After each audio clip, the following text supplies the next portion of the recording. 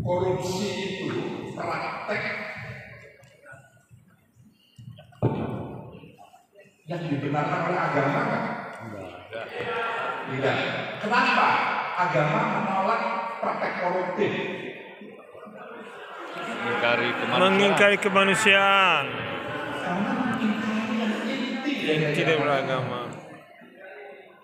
Kenapa korupsi itu mengingkari yang inti? Karena destruktif, dampak, impact perusak. Karena korupsi itu merusak sistem, menimbulkan ketidakadilan, merendahkan kemampuan. Banyak yang dilanggar dari praktek korupsi. Ada hak orang banyak bahkan yang lalu kemudian tidak bisa terpenuhi karena praktek koruptif. Ini juga mengusik keadilan. Korupsi banyak sekali, banyak pengingkaran di wilayah ini, maka agama menolak perilaku koruptif. Karena dalam konteks beragama itu ekstrim. Pak, saya kan korupsi itu untuk saya sedekahkan ke orang lain. Pak, saya kan korupsi untuk naik haji, untuk bisa umroh, untuk ibadah. Tetap saja mungkin ibadah umrohnya itu urusan lain, tapi tidak koruptifnya tetap salah. Karena tidak ada excuse di sini. Atas nama agama sekalipun kita nggak boleh korupsi. Ini nggak bisa ditawar. Pengingkaran terhadap ini itu nggak bisa ditawar. Maka pertanyaannya bagaimana cara kita menyikapinya? Ya harus dimoderasi. Segala yang ekstrim, segala yang berlebih-lebihan, yang melampaui batas, ya harus dimoderasi. Kembalikan kepada inti ajaran agama. Ingatkan, semua tatbiqus syariah, tatbiqus syariah itu? Maqasidus syariah, semua ibadah nafkah kita. Kenapa kita harus sholat, harus puasa, harus zakat, haji dengan segala ritualnya yang penuh dengan simbol-simbol itu? Semuanya itu maqasidus syariahnya itu apa? Untuk ini penegakan, menjaga yang inti. Kenapa yang inti ini harus dijaga? Muaranya kemanusiaan. Karena manusia itu dua fungsi yang meskipun bisa dibedakan dan bisa dipisah-pisahkan sebagai Abdullah dan Khalifatullah. Gak bisa dipisah-pisah nih. Untuk bisa menjadi Abdullah dan Khalifatullah, orang dituntut untuk menjaga ini supaya kemanusiaan itu tidak semakin rendah daripada makhluk yang lain. Karena kalau ini diingkari, peradaban itu terusik. Nah, jadi ya harus moderasi gitu. Yang ekstrim itu ya harus moderasi. Oh ini benar-benar menjawab atau ada posisi fungsinya saja saya kata kesalahan. Jadi kita bikin kesalahan. Jadi kita melangkahkan ujaran kebencian seperti apa misalnya? Ada di level saja koruptor di mana-mana dia biarkan diri. Kalau di hari di mana itu dia koruptor. Bahkan saya pernah bilang itu sudah hukuman, itu sudah apa-apa kan cukup saja di pajak bulan itu. Semua dia dan koruptor dan semua yang menikmati hasil korupsinya. Oke.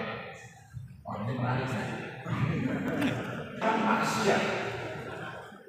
Ini pertanyaannya, ini kan ini dosa-dosa agama ya. Kembali pada ajaran agama, pelaku maksiat, korupsi itu kan perbuatan katakanlah maksiat kan. Pelaku, saya ingin perluaslah maksiat karena konotasinya terlalu sempit. Semua pelaku yang melanggar ajaran agama, dalam ajaran agama itu yang disalahkan, yang harus dihindari itu pelakunya atau perbuatannya? Perbuatannya. Pelakunya atau perbuatannya? Ini memang selalu ada dua maksud besar, ada dua cara pandang. Dulu hukum belum sedemikian. Poinnya adalah kesepakatan bersama, poinnya. Karena kesepakatan bersama itulah yang menata kehidupan kita bersama di tengah-tengah agama. Dulu orang sepakat pencuri itu harus potong tangan. Dulu orang sepakat raja sebagai ganjaran orang yang zina atau melakukan hal-hal yang. Tapi di era sekarang orang berbeda kesepakatannya itu. Bagaimana kesepakatan menyikapi koruptor? Ya kembali kepada hukum yang disepakati bersama. Boleh tidak saya bawa anak dia ke bagi gitu? Atau kita arah ke kampung ekstrim lah seperti itu. Kembali apakah ini kali yang inti atau tidak?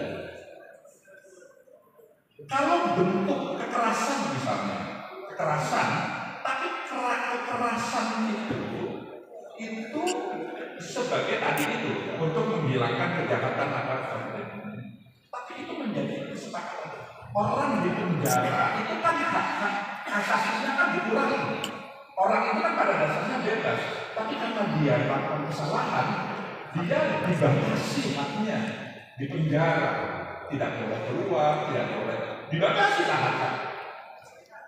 Itu apakah itu ekstrim? Kalau itu merupakan kesepakatan kita bersama, itu adalah konsekuensi sanksi atas tindakan kejahatannya. Yaitu. Tapi kalau tiba-tiba nggak ada kesepakatan, lalu kemudian kita main hakim sendiri, itu yang ekstrim. Karena prinsip dasarnya tidak boleh melakukan kekerasan secara sosial dalam kondisi normal. Kekerasan itu beda suasana perang, beda suasana itu lagi konteksnya. Jadi terhadap koruptor, daripada kita mencaci maki, kan mencaci maki koruptor itu kan tidak menyelesaikan masalah. Kecuali kalau kita caci maki, lalu kemudian dia insaf gitu. Itu jangan-jangan dia malah semakin benci dengan kita. Kenapa kita doakan saja? Oh ini kayak bangsa Ustaz ya.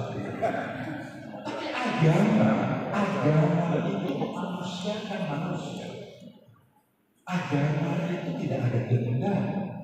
Karena gini, dendam itu ekspresi murka, ekspresi amarah. Dendam itu agama nggak bisa dibawakan dengan murka. Karena ini agama kasih sayang, ini agama yang menjamin keselamatan. Assalam, Islam itu punya akar kata yang sama dengan assalam. Yang ucapannya itu assalamualaikum warahmatullahi wabarakatuh luar biasa. Itu tidak hanya sekedar teguran, tidak hanya sekedar doa, itu jaminan keselamatan. Kalau kamu saya ucapin assalamualaikum, keselamatan itu, keselamatan diri kamu itu saya jamin loh. Maknanya begitu. Tidak hanya sekedar doa, mudah-mudahan Allah memberikan keselamatan, enggak. Itu jaminan bahwa bersama saya keselamatan Anda ada di bawah tanggung jawab saya, misalnya begitu.